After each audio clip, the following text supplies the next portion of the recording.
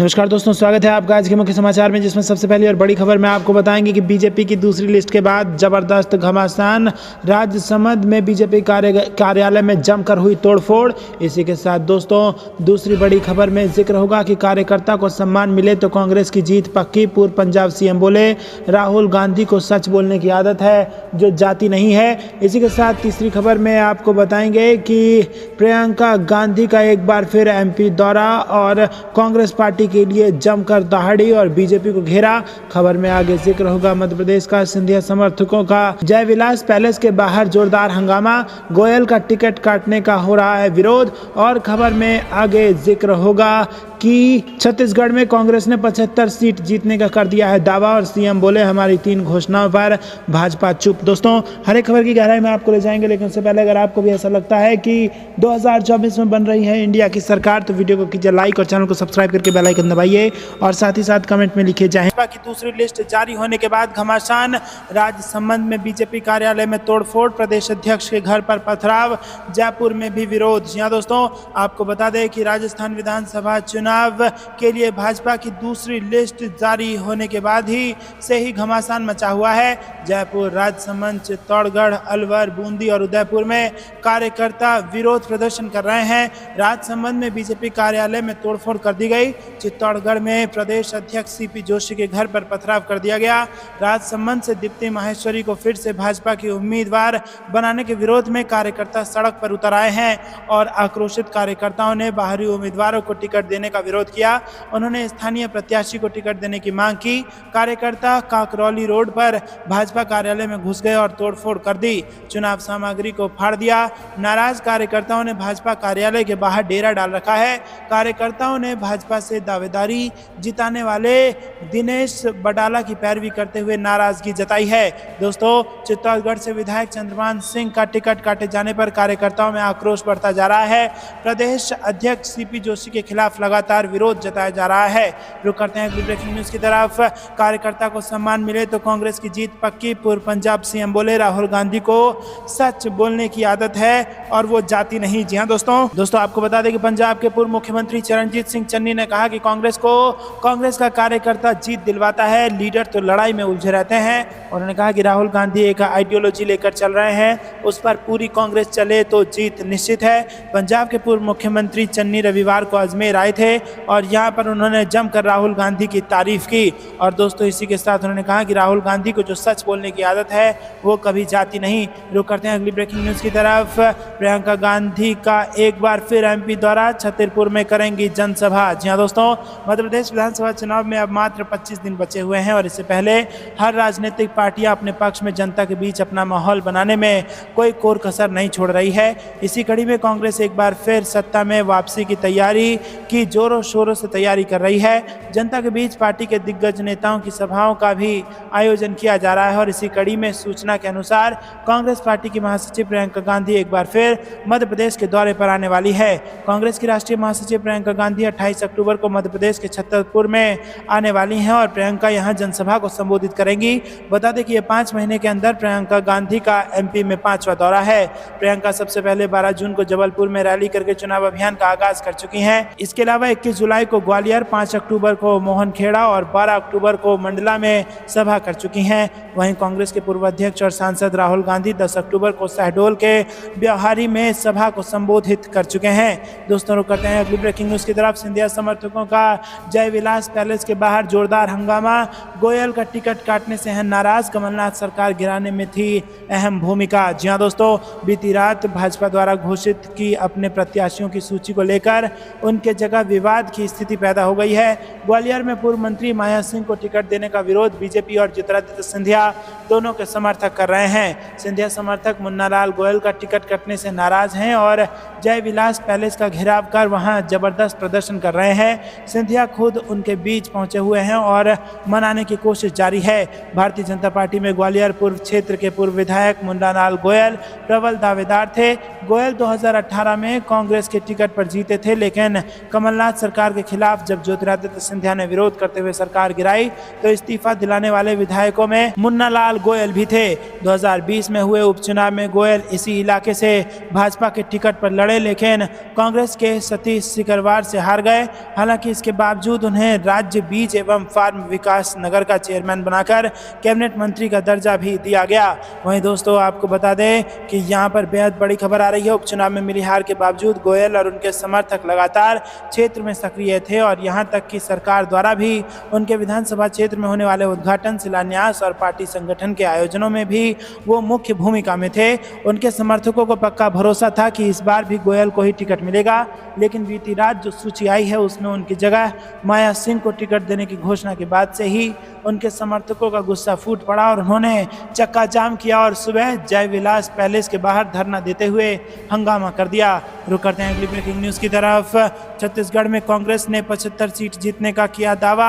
CM बोले हमारी 3 घोषणाओं पर भाजपा चुप। जी हां दोस्तों, आपको बता दें कि छत्तीसगढ़ के मुख्यमंत्री भूपेश बघेल ने विधानसभा चुनाव में किसानों को निर्णायक फैक्टर बताया है। उन्होंने कहा है कि उनकी सरकार ने किसान के कल्याण के लिए कई योजनाएं लागू की हैं। उनके समर्थन से कांग्रेस को जीत का लक्ष्य प्राप्त करने में सहायता मिलेगी। वहीं दोस्तों आपको ये भी बता दें कि उन्होंने मीडिया से चर्चा के दौरान दावा किया कि 90 संसदीय सदन में 75 से ज़्यादा सीटें कांग्रेस जीतेगी। बघेल ने यह भी कहा कि उनकी सरकार ने अपने प्रमुख वादों के अनुसार शराबबंदी लागू करने की कोशिश की, लेकिन इसे लागू नहीं किया जा सका क्योंकि कई लोगों ने जहरीली शराब पीना शुरू कर दिया और उनमें से कईयों की मौत हो गई है। वहीं दोस्तों उन्होंने कहा कि प्रदेश में किसानों के बाद महिलाएं, युवा और व्यवसायी हैं जिनके लिए हमने योजनाओं में पैसा लगाया है। विभिन्न योजनाओं के माध्यम से किसानों और युवाओं की जेब में पैसा पहुंचता है। ये पैसा जब बाजार में पहुंचता है तो व्यापारी खुश हो जाते हैं। दोस्तों रुक करते हैं अगली ब्रेकिंग न्यूज की तरफ। मणिपुर के बॉर्डर एरिया में फोर्स बढ़ाई गई। कुकी समुदाय का दावा, इससे शांति भंग हो सकती है। इंटरनेट बैन अब 26 अक्टूबर तक। जी हाँ दोस्तों, मणिपुर के सीमावर्ती इलाके में पुलिस कमांडो की संख्या बढ़ा दी गई है। इसके खिलाफ म्यांमार की सीमा से लगे मोरे शहर में आदिवासी महिलाओं का एक वर्ग बीते 3 दिनों से विरोध प्रदर्शन कर रहा है।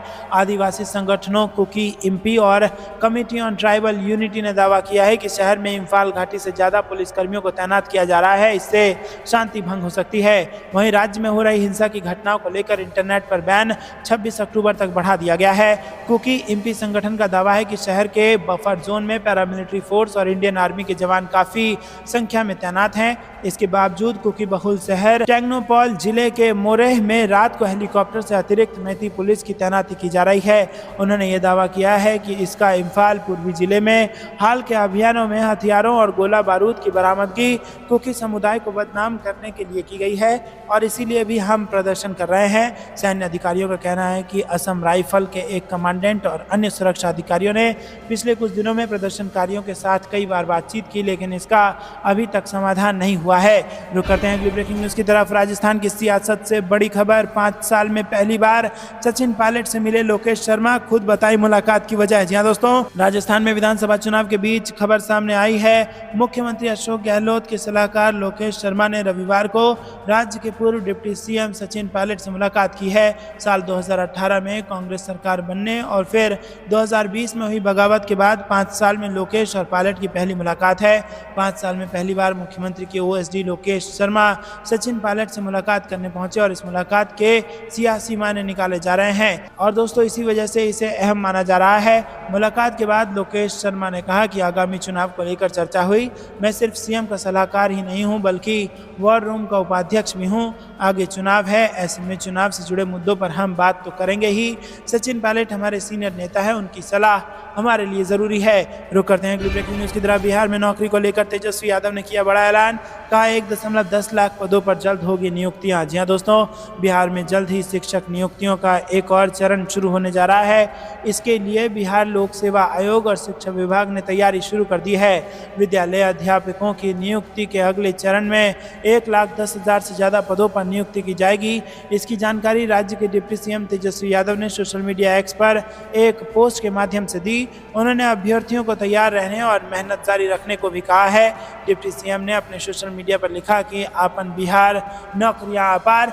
शिक्षक भर्ती परीक्षा के ऐतिहासिक प्रथम चरण में 1,22,324 अभ्यर्थी सफल हो चुके हैं। दूसरे चरण में 1,10,000 से ज़्यादा शिक्षकों की फिर से नियुक्ति की जाएगी और सभी अभ्यर्थी अपनी तैयारी और मेहनत जारी रखें। रखें। दोस्तों रुक करते हैं अगली ब्रेकिंग न्यूज की तरफ। बीजेपी प्रत्याशी की लिस्ट पर छिड़ा संग्राम, जबलपुर में भूपेंद्र यादव के साथ धक्का मुक्की। जी हाँ दोस्तों, मध्य प्रदेश में टिकट बंटवारे को लेकर बीजेपी में संग्राम छिड़ गया है। ये वीडियो सूबे के जबलपुर की है और यहाँ पार्टी के संभागीय कार्यालय में नाराज कार्यकर्ताओं में जमकर बवाल कटा।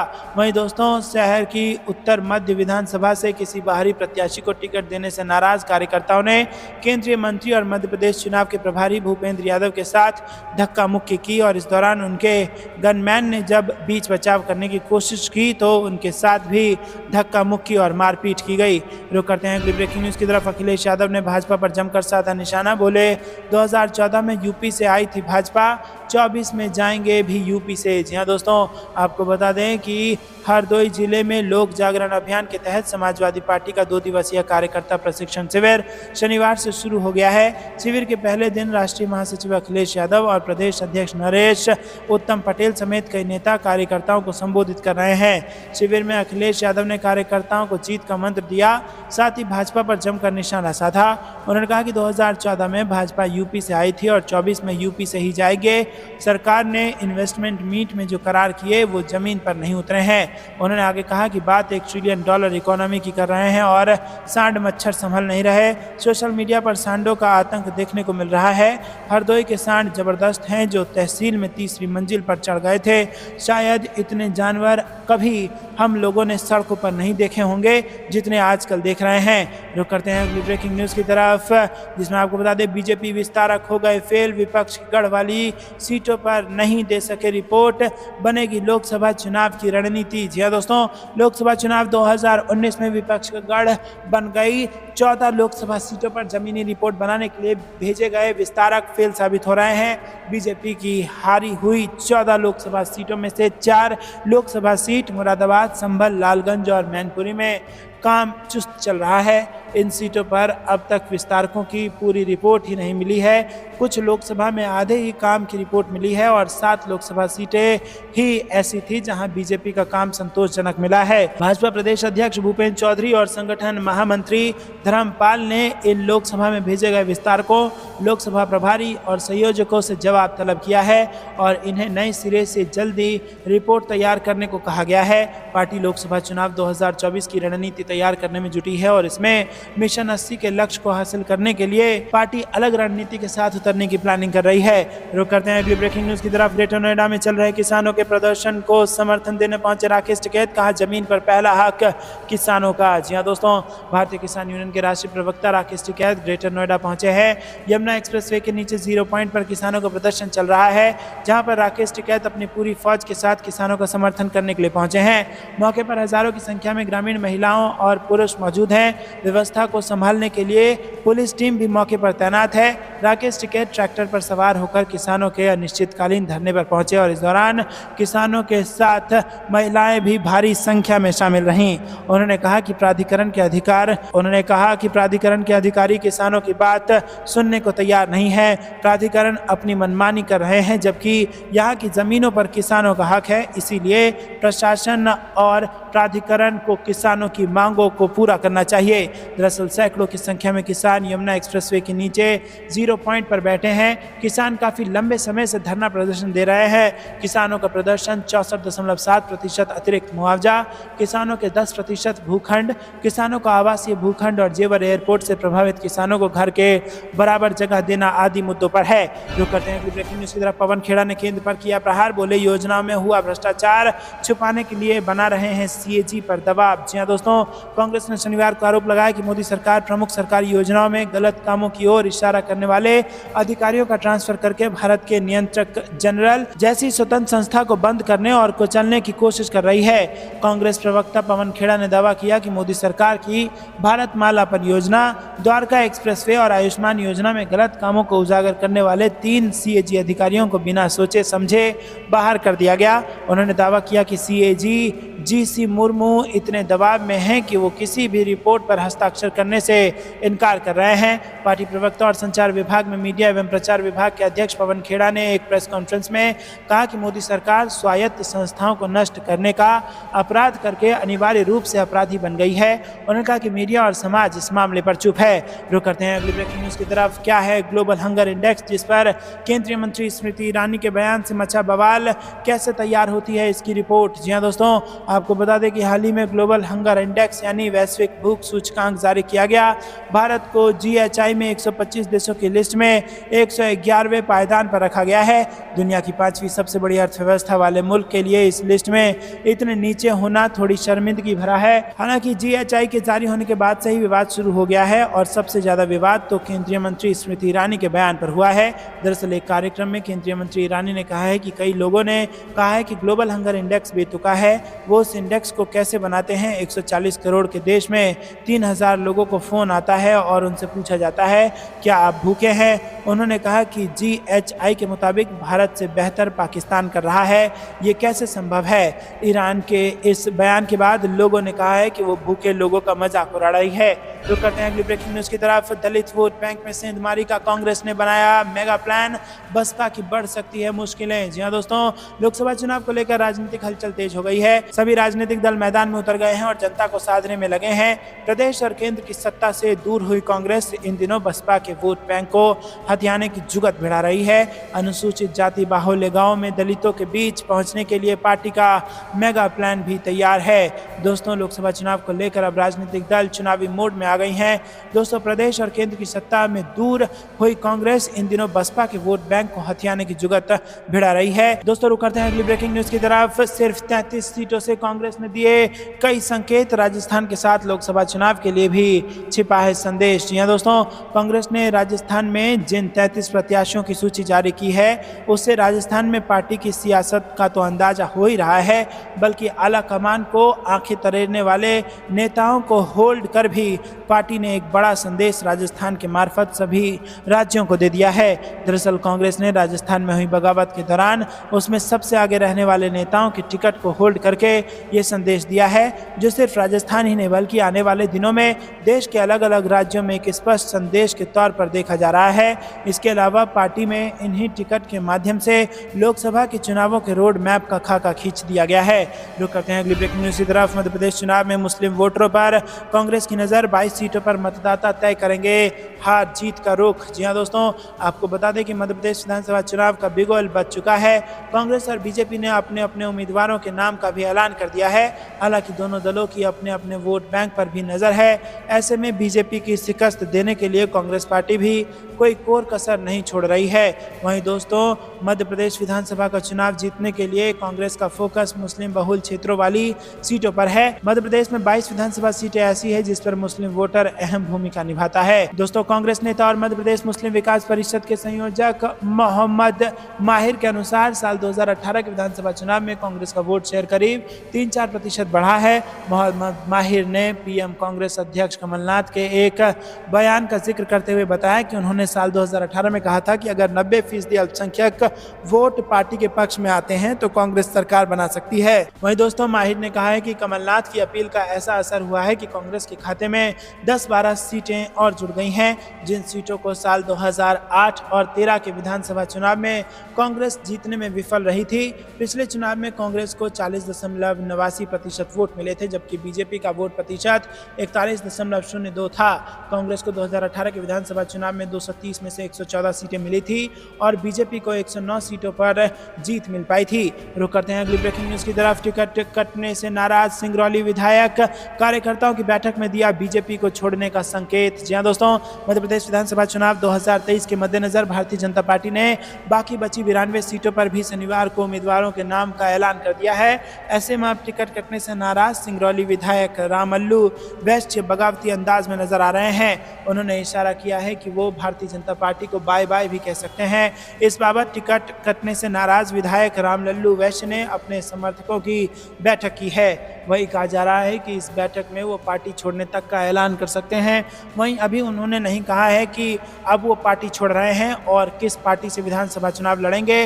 उन्होंने कार्यकर्ता से कहा है कि हमें धोखे का जवाब शालीनता से देना है और हम अपनी ताकत दिखाएंगे। बता दें कि राम लल्लू वैश्य इससे पहले 3 बार बीजेपी के टिकट पर चुनाव लड़ चुके हैं और 2018 के चुनाव में उन्होंने कामयाबी भी उन्हें मिली है। दोस्तों रुक करते हैं अगली ब्रेकिंग न्यूज की तरफ। सियासी फायदे के लिए मुंबई में रावण दहन एक दिन पहले कराना चाहते हैं एकनाथ शिंदे, रामलीला आयोजकों पर सरकारी दबाव। जी हाँ दोस्तों आपको बता दें कि मुख्यमंत्री एकनाथ शिंदे अपने प्रतिद्वंदी पार्टी और शिवसेना के उद्धव ठाकरे से काफी हद तक पिछड़ चुके हैं और मुश्किल इसलिए भी है कि इस बार ज्यादा हो गई है क्योंकि उद्धव हमेशा की तरह इस साल भी शिवाजी पार्क में ही अपनी दशहरा रैली करेंगे। शिवाजी पार्क मैदान शिवसेना की रैली का पारंपरिक स्थान रहा है और ऐसे में शिंदे की शिवसेना के पास कोई जगह नहीं बची है। पिछले साल दोनों शिवसेना और इनके नेताओं के बीच शिवाजी पार्क में दशहरा रैली को लेकर काफी तू मैं हुई थी। मसला ये था कि शिवाजी पार्क में रैली करने पर किसका अधिकार है। महाराष्ट्र सरकार के दबाव में बीएमसी ने उद्धव ठाकरे की शिवसेना को शिवाजी पार्क में रैली की इजाजत देने से इनकार कर दिया था। इसके बाद ठाकरे ने बम्बई हाईकोर्ट का रुख किया था जिसने परंपराओं को देखते हुए उन्हें शिवाजी पार्क में रैली करने की इजाजत दी थी।